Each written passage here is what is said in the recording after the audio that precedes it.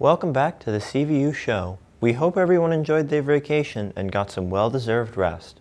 Before we start, let's see what the CVU community was up to on their week off. Over break I had lacrosse practice and a lacrosse game, and I also went to Montreal. Over break I hung out with a lot of my friends, but some of my friends got COVID, so I couldn't hang out with some of them, but yeah. Over break I went to Europe, and I went to France and Spain. Yeah, I just went to Cape Cod, did some fishing and stuff. I just hung out with my friends, and I wish I had gone on vacation. I went to Miami with my mom and a couple of friends. Over break, I played a lot of lacrosse, went to PT a lot, nursed a shoulder injury, and did some homework. I went to Ohio to visit my cousins and my grandparents. That was pretty fun. And then I went to New York to visit my other grandparents and my other cousins. That was also pretty fun. I went to Niagara Falls, and I really enjoyed looking at the falls and being on the Canadian side to experience all the fun stuff. And I really enjoyed just being away from home and having an actual vacation. Thanks, team. Speaking of vacation, the CVU varsity robotics team, the RoboHawks, went to the World Championships in Texas over spring break. We now go to Elena with an interview. I'm here today with some RoboHawks members to get some information on the World Championship. Thank you for coming in. So would you guys like to introduce yourselves? I'm Sam, I'm one of the captains on the team, and I get the privilege of actually driving the robot in competition. I'm Olaf Verdonk, and I'm the coach of the robotics team. How long have you guys been doing robotics yourselves? This is my third year on the team, and it's been a lot of fun. And I've actually coached this team. We started it in 2011, so it's been about 12 years I've been doing this. Wow. So where were the championships held this year? They were in Houston, Texas, which is a lot warmer than here, so that was a bit of a shock. Is there an organization that hosts the competition? Yep, they're all done through First Robotics, and they have multiple different levels of robotics competitions, so we compete in the middle one for grades 7 through 12. So how was the competition itself structured?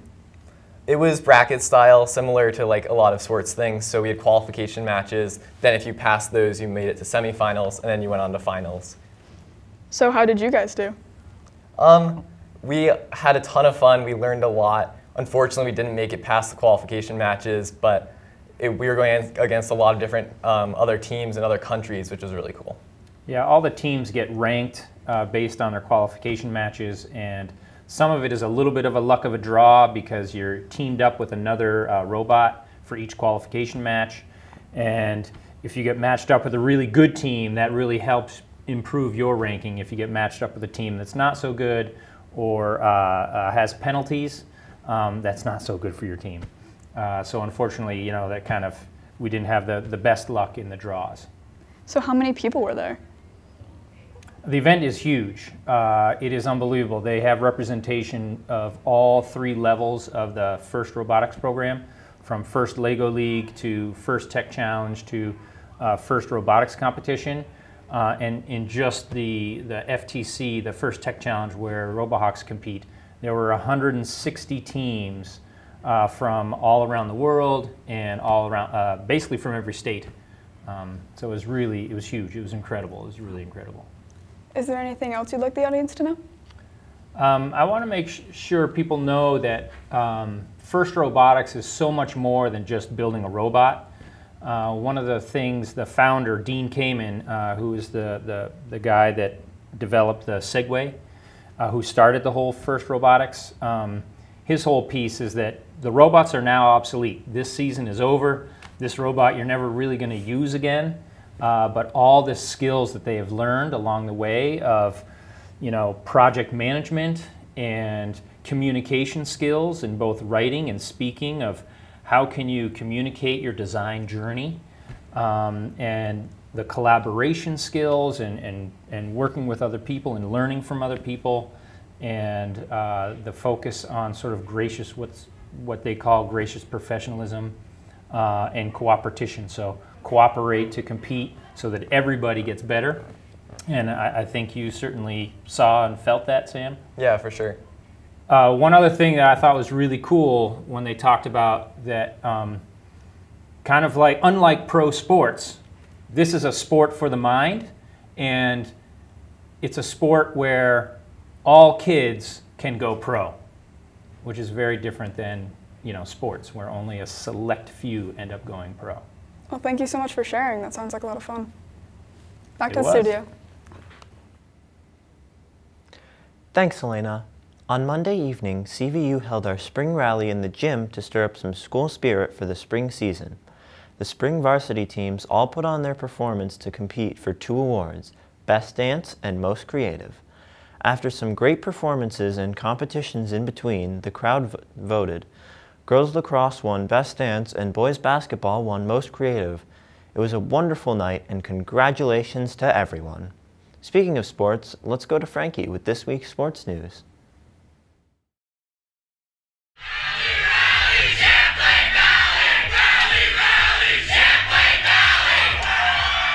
Hi, welcome to sports. Even more sports are going on this week as the arms of time march ever onwards for eternity. On Tuesday, boys baseball beat South Burlington 7-3, girls softball unfortunately lost 15-1 also to South Burlington, girls lacrosse was beaten by BFA 17-13, and boys ultimate beat Burlington 12-9. Boys and girls tennis both also played South Burlington, and unified basketball played Colchester. On Wednesday, girls ultimate were unfortunately beaten by BFA Fairfax 9-5, while boys lacrosse scraped in a victory of 9-8 in overtime. Track and field also went over to South Burlington.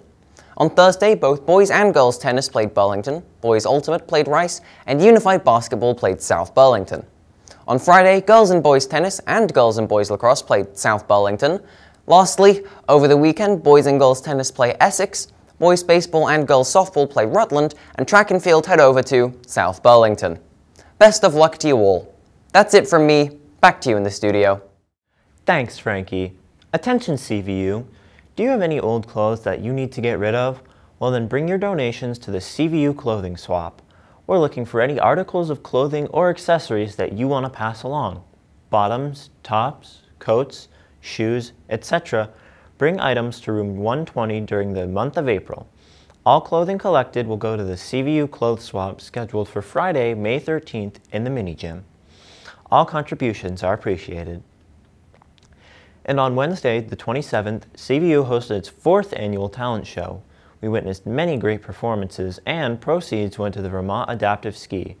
It was a great show, and congratulations to all who participated. Here's a short video that highlights some of the performances. Hello, one and all, and welcome to the CVU Talent Show. My name is Benjamin James Fox. I am the lead vocalist and bass player for Elixir. To my right, we have the ubiquitous Connor Bryan on guitar and backup vocals. Right behind me, we have the terrific, wonderful Zach Mianis on keyboard. And over that way, we have the Megan Menser on drums. Like I said, we really know how to feel, but we're young enough to hurt.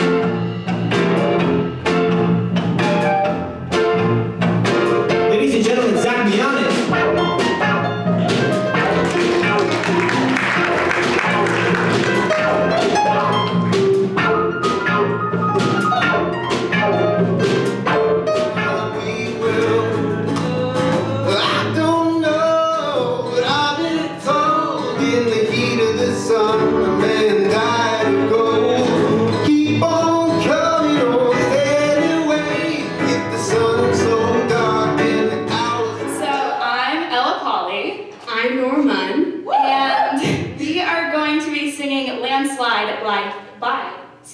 Fleetwood Mac.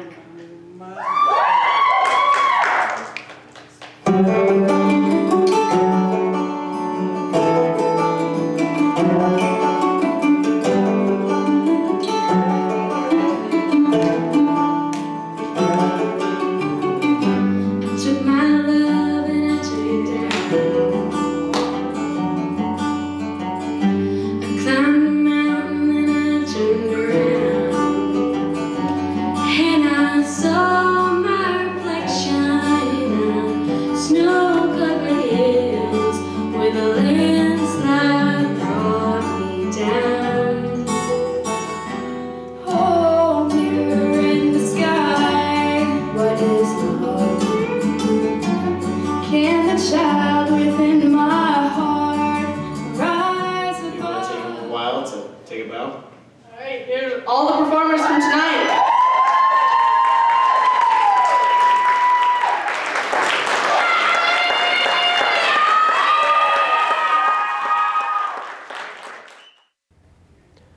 We now have a short video created by Elena Tyler about their favorite pastime.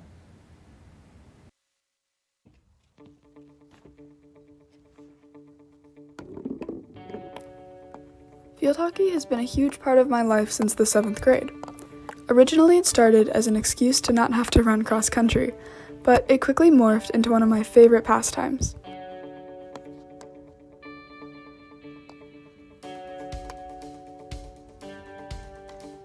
Over the past 4.5 years, the sport has taught me many valuable lessons and added a lot to my life. I've made a countless number of friends and acquaintances through field hockey, many of which have been by my side through it all. The sport has also taught me a lot about hard work and self-discipline, the ability to work and cooperate with others on and off the field, to manage time around things like school, work, and my social life, but most of all, my ability to persevere. I tend to get frustrated easily when I can't do something, but field hockey has forced me to learn how to reflect on my mistakes, correct myself, and keep trying. This skill has been very valuable to me and has been applied to all areas of my life. Right now, a big goal of mine is to make varsity in the fall. I'm a sophomore, meaning I'll be a junior in the coming months. While this is slightly terrifying to think about, it means I have to make varsity next year or I won't be able to play for the school. I've been training since the end of the last season, on and off, but this summer will definitely be very focused on my sport, with various camps and exercises. I look forward to what the future holds, and am ready for the challenge it presents.